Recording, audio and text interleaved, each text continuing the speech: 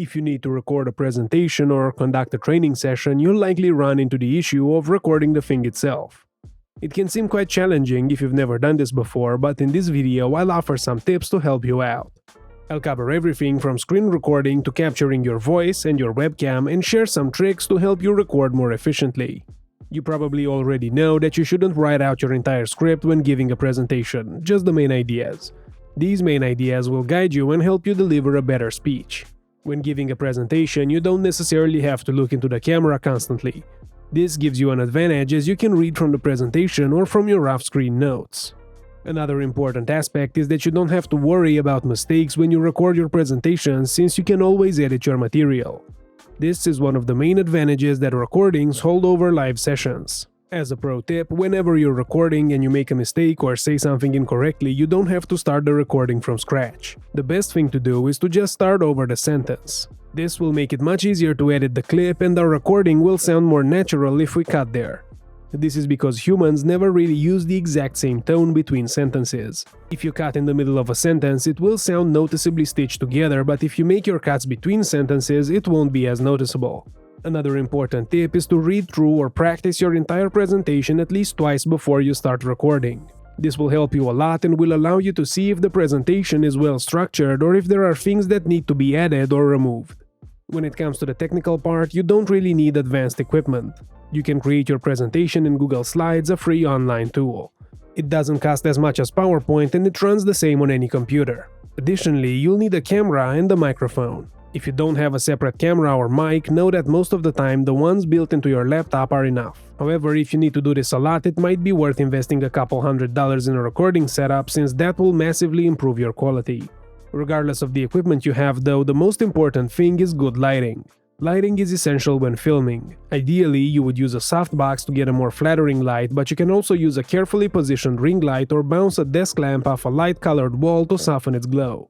If you don't have access to any of those, you can also take advantage of natural sunlight by facing a window when recording. Another tip to take into consideration before recording is to stay hydrated. This helps with your diction and prevents issues like coughing or a dry throat. It also keeps those weird mouth sounds from coming through on the recording. Okay, now that you're ready, you can start recording your presentation. For this example, we'll use an online tool called Flixeer. Flixeer is a cloud-based video editor, so you don't need to download or install it on your laptop. Besides video editing, it also has a screen and camera recording feature, which is exactly what we need. So, you need to go to flixeer.com, then click on Get Started. If you don't have an account, this will take you straight to the editor and a pop-up will appear allowing you to import your media files. Since you're here to record a video, you won't need this, so you can just close this and then click the record button. Here you'll be presented with 6 options. The names and icons are pretty self-explanatory.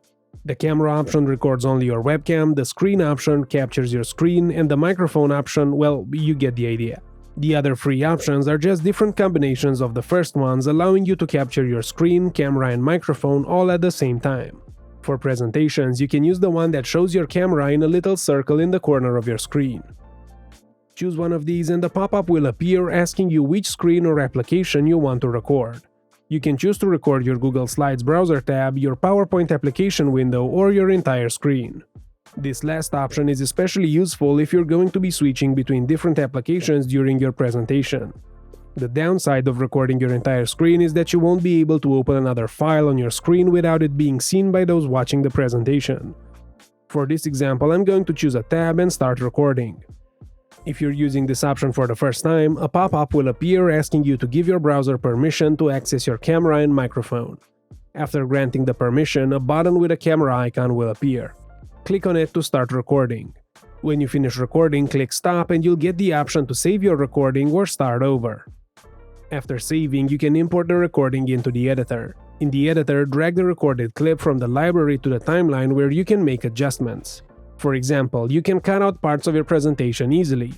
Just go to the timeline, move the playhead to the start of the part that you want to eliminate, and press the S key on your keyboard or click the cut button here.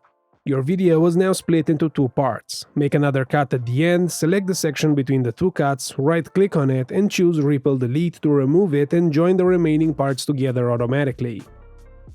This way, you can easily remove any section you want.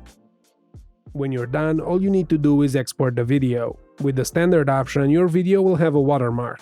Upgrading to a Pro plan will get rid of the watermark and allow you to export up to 300 minutes of video a month, so consider upgrading if you do a lot of presentations. That's it for this video. If you found it helpful, please consider giving it a like and subscribe to the channel for more tutorials. Until next time, happy editing!